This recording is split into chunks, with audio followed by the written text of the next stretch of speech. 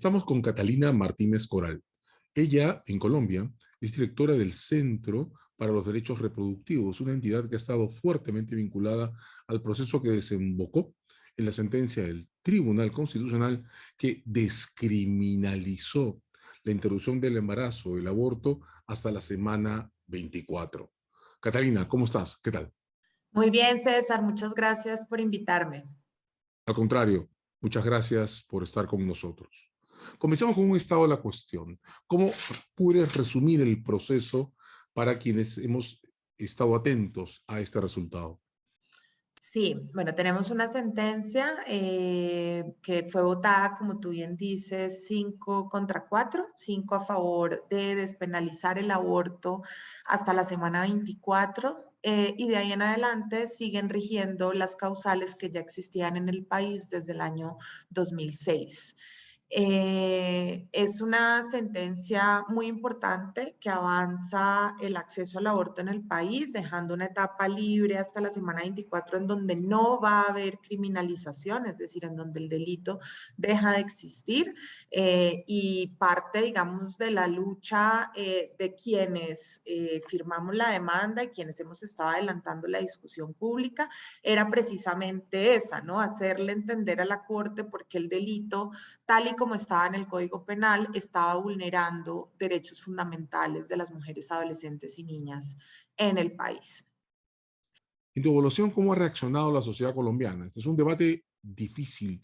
¿Sientes que ha habido permeabilidad hacia un discurso sobre la despenalización del aborto en general? Mira, nosotras presentamos la demanda hace 2 años, y durante estos 2 años hemos puesto el tema en la agenda pública y hemos puesto los términos de la conversación en el país. Y nuestra demanda en realidad tenía una pretensión diferente que lo que logramos al final en la Corte. Nosotras queríamos que se eliminara el delito de aborto del Código Penal, considerando que es un delito que es inconstitucional, que sigue vulnerando los derechos de las mujeres y que se regulara el acceso al servicio. No, nosotras no pretendíamos que quedara sin regulación, pero que se regulara el acceso al servicio a través de iniciativas sanitarias, a través de iniciativas de salud.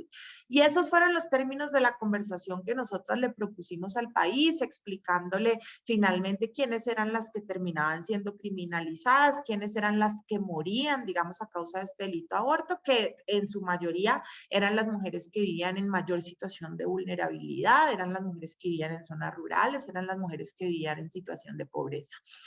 Y durante esos 2 años hubo mucha apertura. El debate de aborto realmente se abrió. Eh, Aparecimos en todos los medios de comunicación del país, hicimos mucha presencia digital, hicimos mucha movilización también, nos tomamos las calles en Bogotá, en otras ciudades, actos simbólicos en frente de la Corte Constitucional. Y de hecho, para ese entonces, Cifras y Conceptos en Colombia hizo una encuesta para medir un poco cuál era la favorabilidad de la población frente a este tema. Y la pregunta que Cifras y Conceptos hizo fue, ¿usted está de acuerdo con que las mujeres sean criminalizadas por abortar? Y más del 60% de la población colombiana dijo que no estaba de acuerdo. Entonces estábamos en un momento muy importante. Yo hablo un poco de lo que fueron estos 2 años para decir que yo sí creo que había mucha apertura frente al tema. Ahora bien, la decisión de la Corte sale diferente, es una gran decisión, por supuesto, que nosotras celebramos y que vamos a implementar, pero es una decisión en donde no se elimina el delito sigue existiendo, sino que se despenaliza hasta la semana 24. Hasta la semana 24, lo que no quiere decir que las mujeres vayan a tener que esperar hasta la semana 24 para abortar, ¿no? Pero pareciera que la población entendió que el aborto queda despenalizado para que las mujeres abortaran en la semana 24.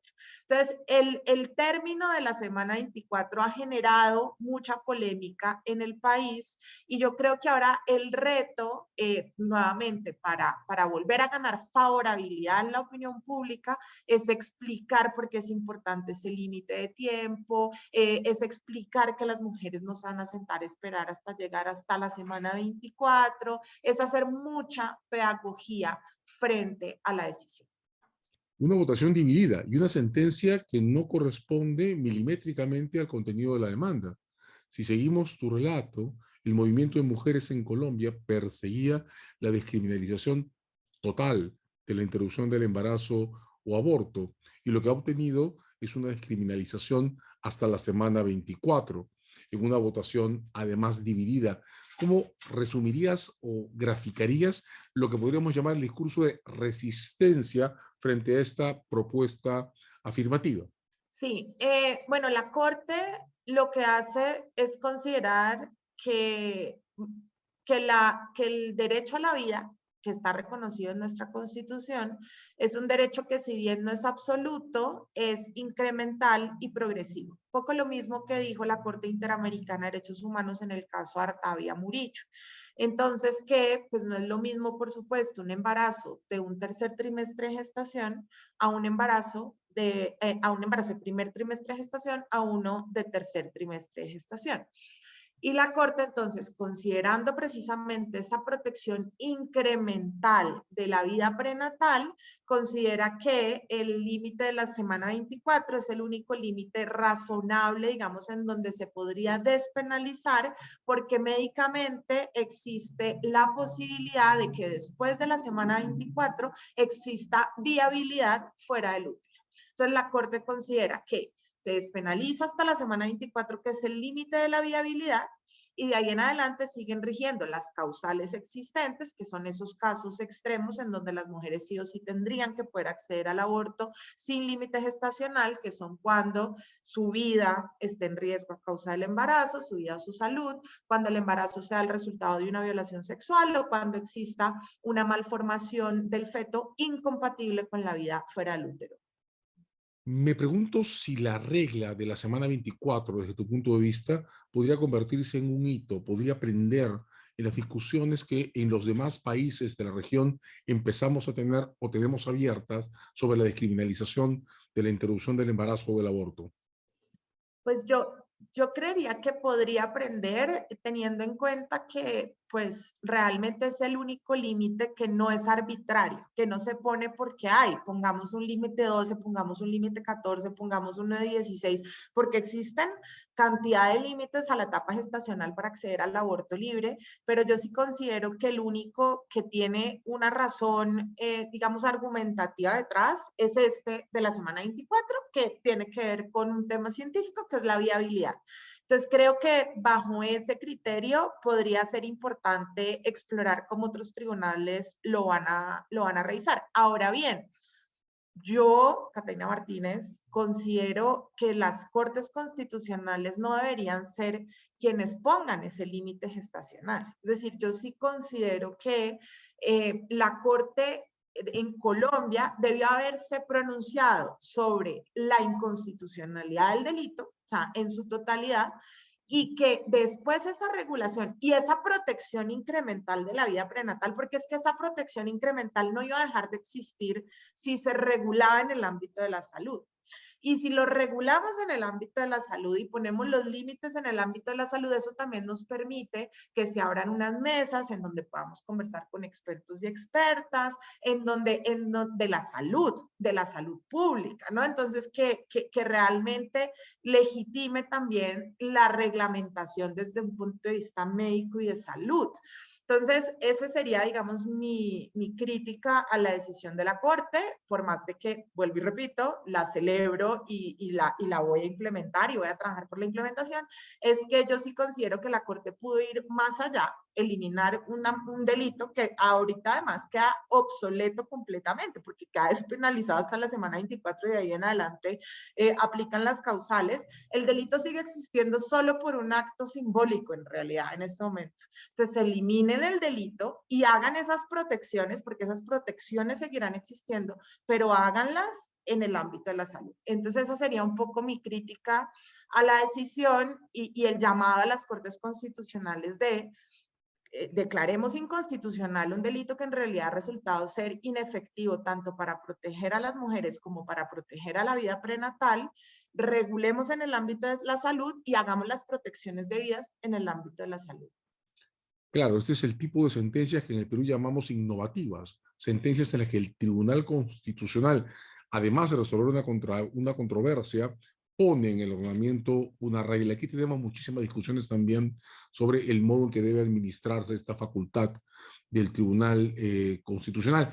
Pero, ¿cómo se llega a esta situación en Colombia? Siempre que el Tribunal Constitucional hace esto, poner una regla, pone en evidencia que está haciendo cosas que en el pensamiento tradicional sobre los poderes públicos corresponden al Congreso de la República. En tu evaluación, ¿cómo se explica este proceso en Colombia?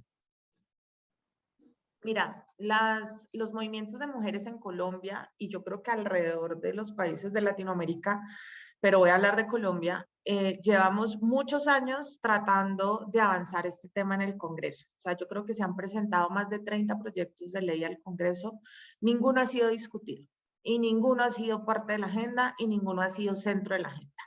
Entonces yo creo que esa imposibilidad de poder poner nuestros derechos en el Congreso y que sean debatidos y que se puedan crear leyes que permitan avanzar en los derechos de las mujeres en el país a través del Congreso, pues ha hecho que nos volteemos a la Corte como ese ente supremo que defiende los derechos fundamentales constitucionales en el país.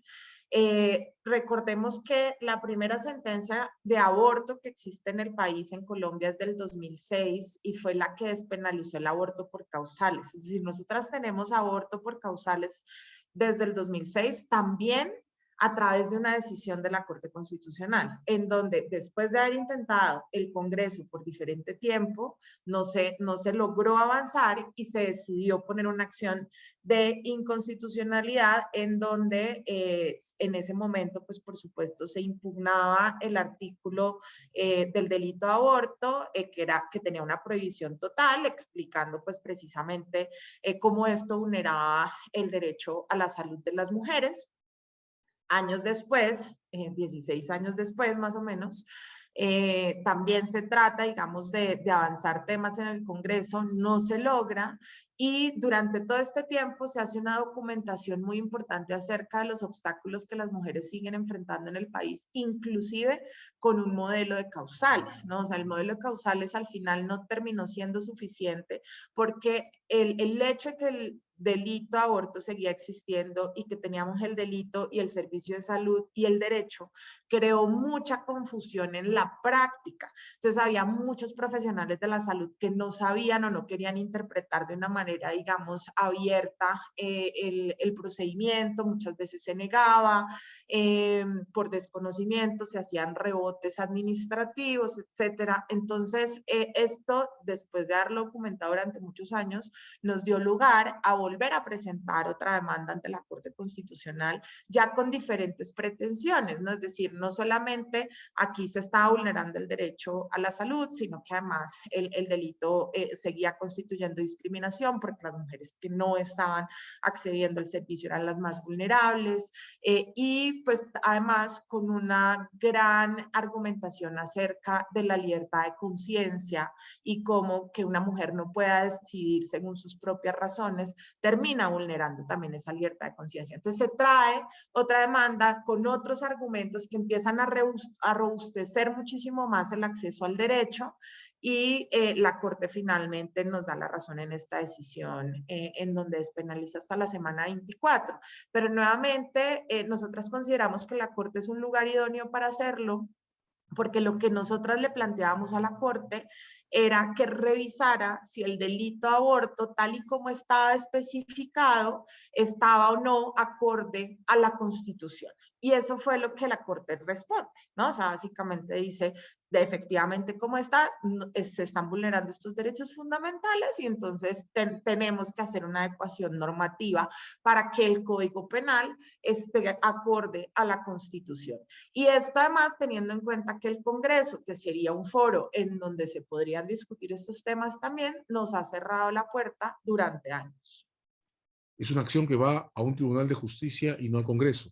16 años de pelea, 60% en tu resumen de opinión pública favorable hacia esta sentencia, pero el momento decisivo, el de la aprobación de la semana 24 como tope para la descriminalización, no pasa por una ley del Congreso, sino por los tribunales de justicia. ¿No sientes que esta elección por los tribunales como espacio para la afirmación de derechos contiene también o supone también un grado de pérdida de representatividad en los parlamentos? A ver, yo creo que el Congreso en Colombia ha sido siempre mayoritariamente conservador, pero además yo considero que la población, a ver, como corte, porque corte, vuelvo a repetir. Sí, yo considero que en Colombia el Congreso es mayoritariamente conservador y que la misma población también lo es. O sea, en realidad yo creo que la favorabilidad que tuvimos durante los 2 años que estuvimos dando la discusión sobre aborto se presentó porque pudimos tomar la discusión desde un ángulo de la salud pública y desde un ángulo de no queremos que las mujeres mueran y terminen siendo criminalizadas por abortar, que hace parte también de toda esta discusión del aborto, más allá, digamos, de la libertad de conciencia y del poder decidir, también hay todo un ángulo de salud pública que es importante que se analice y que creo que las personas y la sociedad lo entienden mucho más por ese lado. Entonces yo creo que hasta ahí, por eso fue que logramos una favorabilidad y no tanto porque en realidad la población sea una población pues muy liberal y que vea el aborto como una nueva izada de bandera democrática precisamente por esas libertades que le concede a las mujeres, sino que en realidad pues lo ven más como desde un punto de vista de salud pública y de no queremos que las mujeres mueran y no queremos que las mujeres estén en la cárcel. Entonces, yo sí creo que el Congreso tiene una representatividad importante teniendo en cuenta que yo sí considero que la población colombiana es mayoritariamente conservadora, así como lo es el Congreso. Pero creo que esas mayorías conservadoras pueden ser atraídas si nosotros les presentamos los argumentos que al final les terminan interesando y terminan entendiendo y dicen, bueno, por este lado quizás sí estaría dispuesto a entender el tema del aborto, ¿no? Sin embargo, en el Congreso, además, digamos, de sectores conservadores, porque yo creo que el problema no son los sectores conservadores, precisamente por esto que estoy diciendo, yo creo que con los sectores conservadores igual uno se puede dar una discusión razonable, es que también hay muchos partidos que terminan llegando que son fundamentalistas y que dentro de ese fundamentalismo radical, pues ya no cabe ningún tipo de argumentación. Y yo creo que son esos sectores fundamentalistas los que terminan haciendo que proyectos como una ley integral de salud sexual y reproductiva o una revisión del Código Penal por el delito de aborto o temas, por ejemplo, de reconocer derechos de la población LGBTI sean muy difíciles de pasar por el Congreso. Todo éxito, como el que refleja también esta sentencia, supone a la vez un punto de partida y como tú has dicho, esta es una decisión que tiene un componente fuerte en el fundamento y en las consecuencias hacia la salud de las mujeres que necesitan o deciden interrumpir sus embarazos. ¿Cómo ves la aceptabilidad, la receptividad en el sector salud colombiano para implementar políticas efectivas, protocolos claros de desarrollo de esta nueva norma? ¿Cómo ves la posibilidad del Estado de destinar fondos para sostener lo que a partir de ella hay que hacer? Bueno, recordemos que tenemos elecciones pronto. En mayo cambia la presidencia de la República y pues se renuevan los y las funcionarias de los ministerios, pues dentro de ellos del sector salud. Yo esperaría que Colombia esté abierta desde el punto de vista del sector salud a implementar esta decisión. En Colombia ya existen unos protocolos y unas rutas muy importantes para acceder a los servicios de aborto, pues ya digamos con lo que teníamos de las 3 causales, se ha creado toda una normatividad alrededor que es perfectamente aplicable a lo que tenemos hoy en día. Digamos que lo que tenemos hoy en día ya con aborto libre lo que requeriría es una adecuación para quitar algunos de los documentos que se solicitaban durante esos primeros estos trimestres, ¿no? Por ejemplo, ya no hay necesidad de presentar un certificado médico o ya no hay necesidad de presentar una denuncia penal para poder acceder al procedimiento, pero la regulación tal cual del acceso al procedimiento ya existe. Y recordemos también que la decisión de la Corte tiene efectos inmediatos, es decir, no depende de la reglamentación para que efectivamente se pueda hacer realidad. Digamos, en Bogotá ya se han hecho los primeros abortos libres en Colombia, sin necesidad de que exista la reglamentación, pues que la Corte exhorta al final al Congreso y al Ministerio a que la haga. ¿Cuál me parece que es el reto más allá, digamos, de que los protocolos estén, que la decisión tenga efectos inmediatos? Es cómo se aterriza la decisión a los lugares más alejados y al territorio en el país, ¿no? Porque la realidad es que en Bogotá ya se hicieron los primeros abortos libres y estoy segura que en una vereda en Colombia ni siquiera se sabe que existe la decisión.